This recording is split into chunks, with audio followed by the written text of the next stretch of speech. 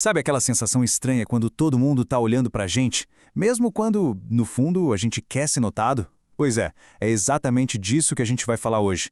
Vamos mergulhar nesse sentimento que parece tão simples, mas que é super complexo, o desconforto de ser visto. E olha, todo mundo em algum nível já passou por isso, e hoje a gente vai tentar entender o porquê. Então, vamos lá. A premissa parece óbvia, né? Ser visto é uma coisa que, em teoria, todo mundo quer. A gente busca reconhecimento, quer que as nossas ideias sejam ouvidas, que a nossa presença faça alguma diferença. Parece simples, certo? Mas será que é?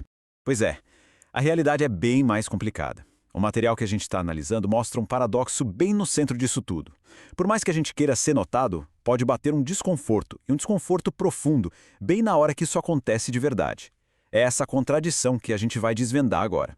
Isso nos leva direto para a nossa primeira parte, o paradoxo de ser visto. A gente vai explorar esse conflito interno que, convenhamos, todo mundo enfrenta. Essa briga entre a vontade de aparecer e aquele medinho do que essa visibilidade toda pode trazer. A coisa funciona mais ou menos assim. De um lado, a gente tem esse impulso que é super natural por reconhecimento, mas do outro lado, existe um medo da exposição que é igualmente forte.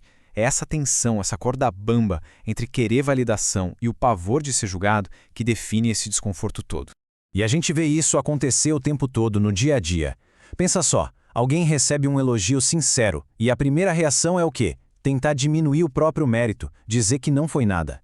Ou então, a pessoa prefere ficar quieta, evitar os holofotes, mesmo tendo algo super valioso para dizer. Isso vai muito além da timidez, sabe? É algo mais profundo. Tá, mas por que a gente sente isso, afinal? De onde vem esse medo?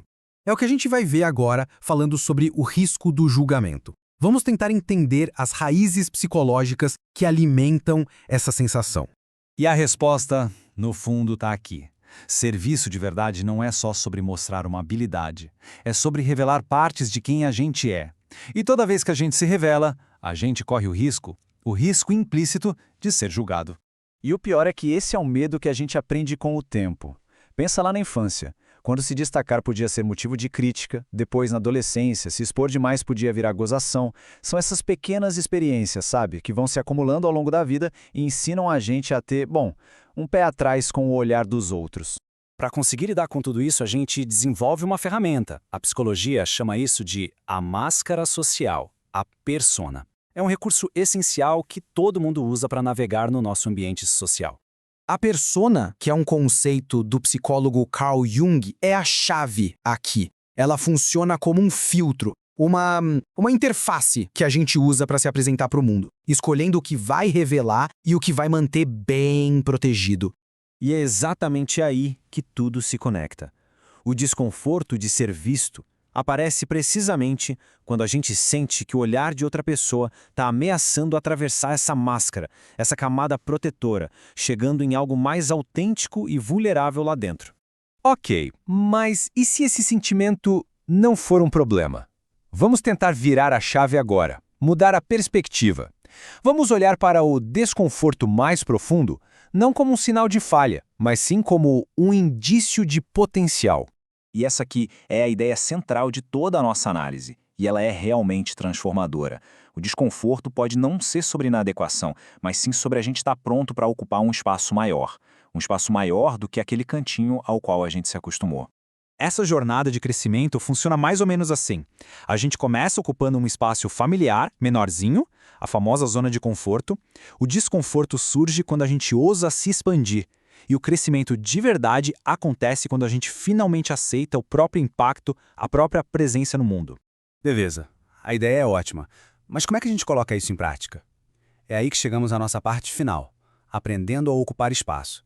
Aqui, a gente vai ver como dá para abraçar a própria presença através de pequenas, mas significativas ações. A mudança de verdade raramente acontece com um gesto grandioso. Ela começa nos pequenos passos. Coisas como compartilhar uma ideia com um pouco mais de firmeza, aceitar um elogio de forma direta, ou simplesmente permitir que algo verdadeiro sobre a gente seja visto sem pedir desculpas por isso.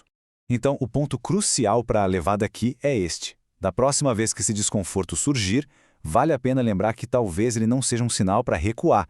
Pelo contrário, pode ser um convite para avançar, um sinal de que algo em nós está aprendendo a existir de forma mais completa. E isso nos deixa com uma pergunta final para reflexão, uma questão poderosa que o material original propõe. Se não fosse preciso se proteger tanto do olhar do mundo, que parte dentro de cada um estaria finalmente pronta para aparecer?